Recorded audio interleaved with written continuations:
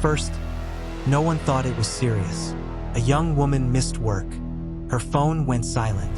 And when her family called the police, they were told to wait, because cases like this usually resolve themselves. But this one didn't. And by the time they realized something was wrong, it was already too late. This is the story of a case that was almost ignored, until one small detail forced investigators to look again. What they uncovered revealed fear, obsession, and a truth that had been hiding in plain sight. Jessica Miller was 26 years old, living in a quiet suburban town in Ohio. She worked as a dental assistant, steady job, stable routine, a life built on consistency. Every morning, she stopped at the same coffee shop, same order, same time. Every evening, she called her mom, sometimes short conversations, sometimes long ones. And every Friday, she met her older brother for dinner. Jessica wasn't the type to disappear. She didn't take risks. She didn't vanish without telling someone. She lived a predictable life, which is exactly why what happened next didn't make sense. On a Monday morning, Jessica didn't show up for work. At first, no one panicked. Maybe she was sick. Maybe she overslept. But by noon, her phone was off. By evening, her apartment was still quiet. Lights off, no movement. That's when her mother called the police. But the response wasn't what they expected. Officers noted there was no forced entry, no signs of struggle. Jessica was an adult, and adults sometimes leave. So the case was labeled low-risk missing person. And just like that, the urgency disappeared. 2 days passed, then 3.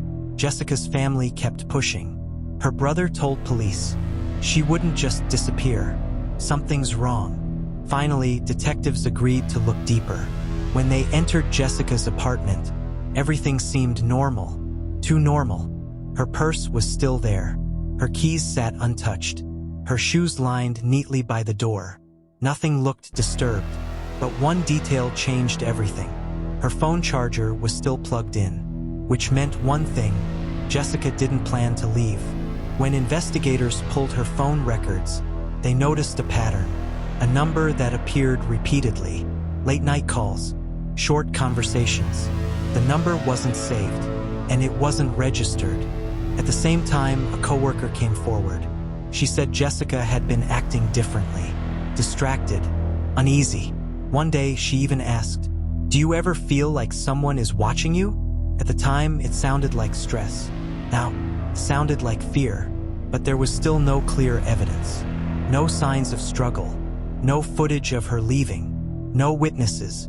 It was like Jessica had vanished without a trace. And once again, the case began to slow down, until one person came forward.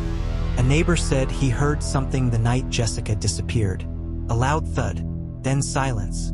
At the time, he ignored it, but now, changed everything.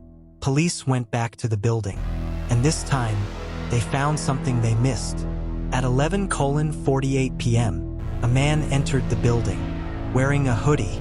He didn't live there, and more importantly, he never came back out. Using phone data, detectives traced the unknown number. It led them to a man named Ethan Cole, 32 years old, delivery driver.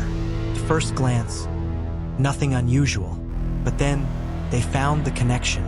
Ethan had been delivering to Jessica's building for months, and he had become fixated on her. When police searched his apartment, they found Jessica's phone, hidden, turned off.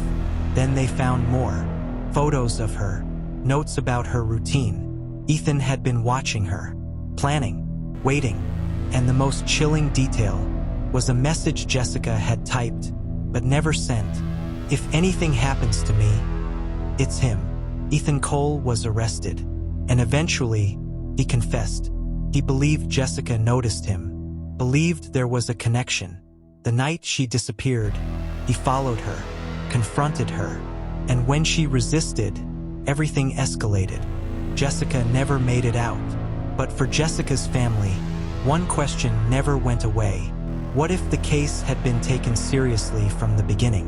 What if those first hours had been different? Because sometimes, the difference between being found and being lost forever is how seriously someone is taken at the start.